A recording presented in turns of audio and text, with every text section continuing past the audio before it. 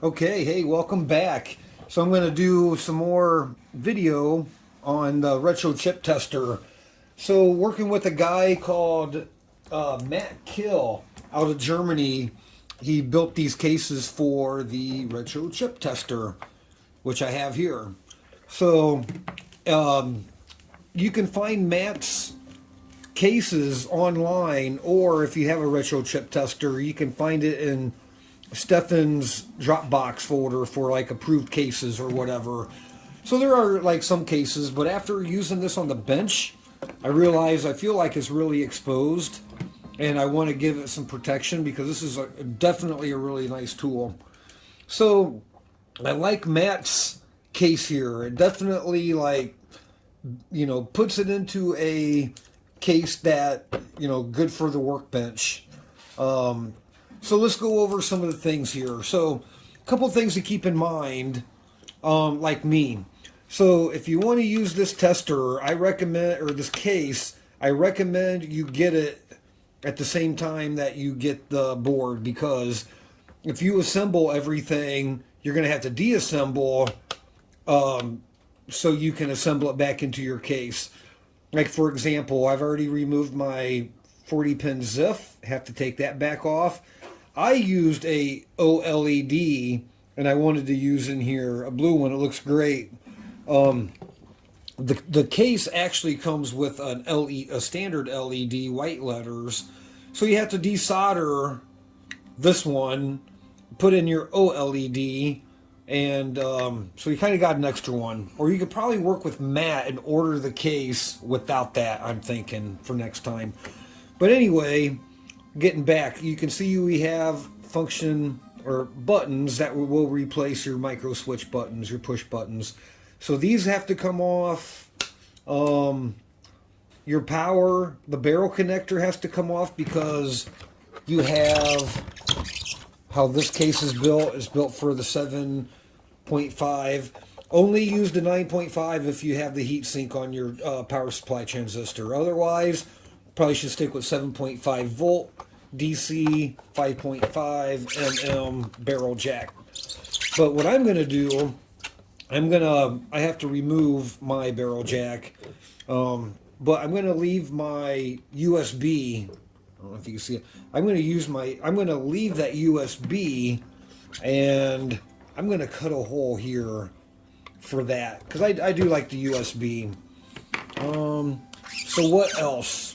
That's kind of looking at it externally. Looking at the case, it's pretty decent quality. We're gonna go more over final quality after we get it assembled. I want to know how the form function is. So a lot of your lights, you can see a lot of our LEDs, -5, 5, 12, are now going to be on the display here. VCC, I believe busy is going to be the same as this active. So got to rewire some of the lights. Okay, so let's open this thing up. Some things I want to show you in here. How does it work? Pretty simply, actually. Okay, so there we go. So the case, the bottom of the case, just I've never 3D printed anything, but I mean it seems pretty durable. It's very light. I don't know how durable it is, like drop test and stuff like that. I would like to. I think with my bare hands, I could probably just break this thing right up. Anyway, there's your barrel connector, and so kind of getting into the the underside. So everything is modular. So here is your ZIF. Have to solder in after you have to solder in these connector sockets on your retro tip chester board. You have for little harness. This will connect up for your buttons, your 5 buttons. Now this is for your active busy button.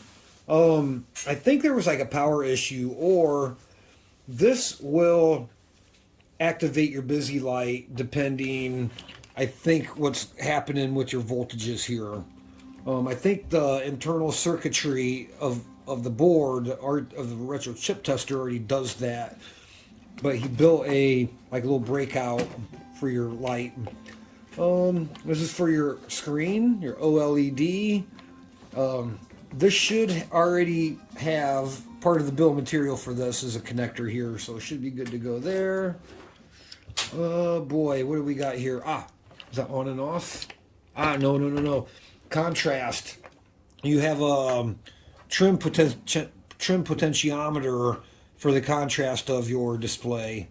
So that, I'm glad I saw that. That will have to come off and then have that wired in. I don't know if that's power on, power off. Must be, I think this is for your power, because the RTC does not come with the on and off switch, but the case does. I kind of like that, especially if you're going to park it. Another thing this case comes with is the SD card already installed. So that's another thing. If you get the case at the same time you get your kit, because I already bought one of those, so now I have an extra one. So for your SD card. So that's like the quick lowdown. It looks pretty good. So let's talk about the ZIF, because I bought the $11 Aries 40-pin ZIF, and I wanted to put that in here. Now here's the ZIF that comes with it. I think this is like, what do you call it, Confly. It's okay. It's probably like $3 deal. It'll probably work fine. But I can tell the tension. This Aries has way more tension, and I don't know the metallic makeup, but you can just see the contacts in here are like a thin copper looking material, and the contacts in here are like a thick silver. I'm hoping those are like stainless steel or something really nice, but you can definitely feel the difference of that. And I figure since I'm going to be using this a lot, might as well put the good ZIF socket in. Okay, so let's get to work. Have some modification to do here. That needs to come off. That needs to come off. These need to come back off. That needs to come back off. Connector. I need to put the connector pins here. All right, let's cut. I'll work off camera and we'll come back. See what we got. Okay, hey everybody, we're back. So we're back with when we're gonna cable up the case to the board now that our board has been prepped. So let's just kind of give the lowdown again in any kind of thing trouble that I've seen in here. Really no trouble inside. The instructions are pretty straightforward. You have a harness that you have to take out this 10K trim pot. I don't think I mentioned that earlier. So that has to come out. That guy gets hooked up. This for the LED. This was it says it's included. I know Matt just got a ton of parts to deal with. Luckily I had one, a little socket, 2-pin socket connector. The button harness, pretty easy. I think the worst part was getting out the jump switches or the push button switches. I did it old school. I just did it with I didn't put a different size tip in my desolder gun. I just used solder wick and pulled them out. Not that big of a deal. What else? Okay, got these put in. Okay. One thing, Matt, this is kind of more for you. This wire probably should be a little bit longer. The wire for the barrel connector. It would be nice. I'm not going to say it should, whatever. It would be nice if this cable goes all the way to the corner and then still they need to attach here. I don't like the idea of that wire underneath the power supply. I'm probably going to run mine around the power supply. Just then I have a little bit of a loop on there. But ultimately, I think like not even like just another inch, even just a half inch, another inch to get it to wrap around there. Because even if you put it behind that terminal lug, that I think it will still be think it'll still be pretty tight, and I don't want that up under the power supply. I know the cables are insulated and stuff and whatever, but yeah, you could probably get it up under there. Yeah, you could probably put it between there and it'd be long enough, but I'd still rather have it behind all the way around and land. So what I did, I'm not going to use the barrel jack. Okay, now you guys can laugh at my handiwork. Working with just an awful drill. I know that's awful, but there's my opening for the USB, and it's big enough for like the housing. We'll go back and clean that up later. I'm not super worried. Okay, so let's go back. Get the tripod set up here again. I want to see what that OLED looks like. Okay, I think we can see everything there. So let's get everything kind of hooked up. Yeah, this is another reason, I guess, for I don't really want that in the way of that either. So okay, so here we have the OLED. Let's get him connected. All right. And then we have the power supply. Oh, it feels like it's a little weak there. Oh, it just broke. Crap, it just broke off. Okay, I'll be back 1 minute. Okay, left off, the wire here just broke. So let's go ahead and, I just stripped them back. I probably didn't even need to stop the camera. No flux, not tinned. Oi, okay. Good deal. One thing I did like about this, Matt did, he tinned all of the wires, like all the wires for this already tinned, your power cables tinned, anything that you had to solder on, he tinned the wires, and I'm grateful for that. That was good. Okay, so this guy came with a connector. Thing to note here on this J5 power, they soldered together, was that pin 2? It's either pin 2, I think it's pin 2, starts from that side. Missing the thing. Since I already had one soldered in, I kind of already know. It'd be hard to put it in.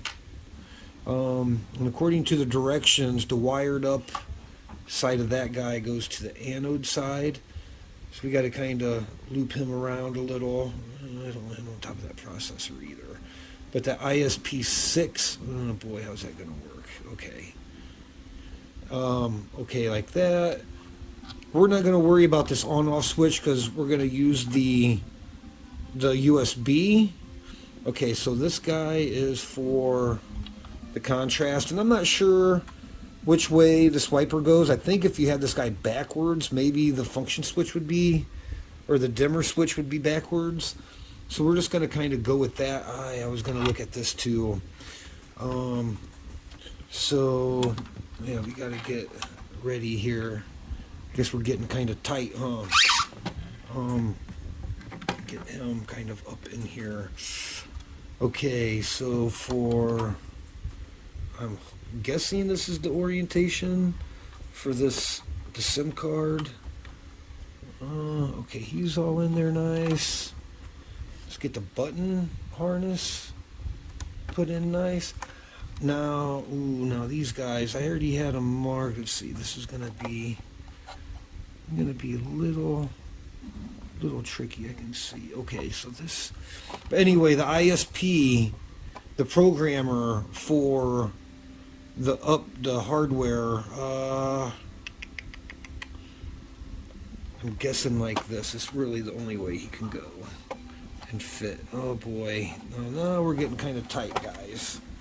We're getting kind of tight, but I think we can do it. Let's go for that back one first. Let's go for the back one first. Okay. Now I did desolder there we go. Okay. That was 21 to 40. Now this is going to be okay. Boy, So just kind of looking inside as we close her up, make sure nothing's pinching. We'll come back around. Wait, okay.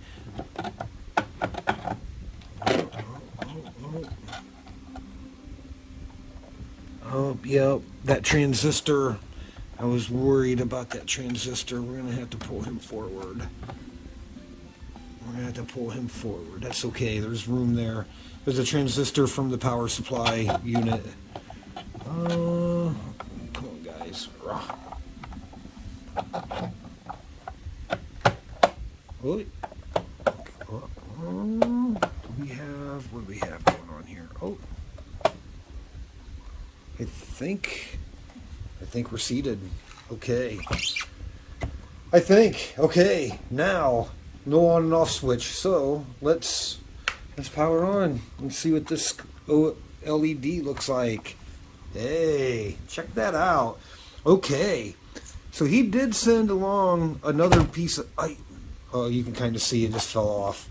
So he did send me another piece of glass because we knew there was going to be a thickness issue from the OLED. So I hot glued the lens in because it's not going to rest right up against. And that's another thing on here. The little clips or whatever retains that had it's just not working anymore. I had to pull it off. Might be able to make some kind of clip or something for that. But anyway, wow, yeah, it looks good. So let's scroll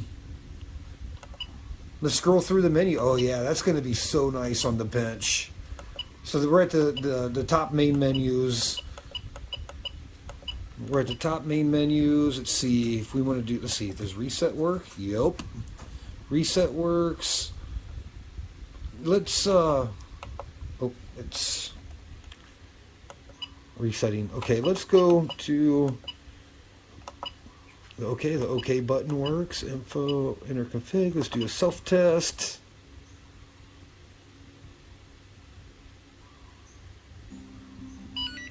Okay, good. We didn't break anything. So, check it out.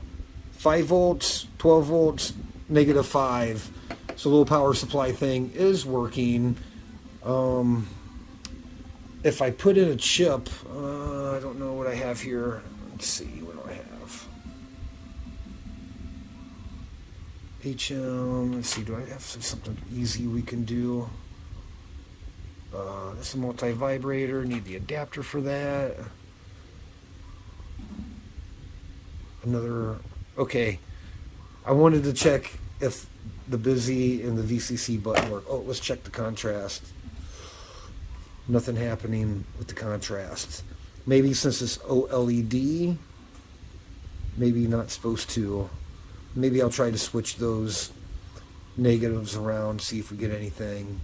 Okay, so that's the initial setup there. All right, that's the conversion. That's nice. I like that. It feels definitely more protected, like on the workbench, like dropping stuff, spilling things. Yeah. Okay, there it is. Now let's go back in. We're probably going to secure everything down, have a last look. I probably will order the power supply for that. The USB is nice, but again, like being desktop, it'd be nice, you know, to have that the cable not right there. But it's just so handy because I use this. This is always on my bench for other stuff, so that's why it's a nice option for the retro chip tester. Okay, there it is. Open that guy up. Yeah, good deal. So let's go do a little bit more. I don't know, maybe for OLED, maybe you don't have a contrast. Okay, well, thanks for watching. Any questions, let me know. I like it. I like it. I think the quality overall is pretty good. I mean, these, you know, just some weirdness like here, but everything fits. Nothing's shorting out. I mean, looks like the gap action, you know, looking at the lines all the way around, there is a little bit of a bow. Like if you look straight down here, that whole top is bowed just a little bit. So it's tight here. Got some gap there and there, but maybe when you get them screws in, I don't know, it's tight already. So maybe with the screws in it will pull down, but let's look down this side. Yeah, not too bad. Yeah, pretty much the same. Yeah, I like it. Definitely more robust and turns your retro chip tester into something you can have on your bench and you're not going to hurt it. Excellent. Thanks for watching.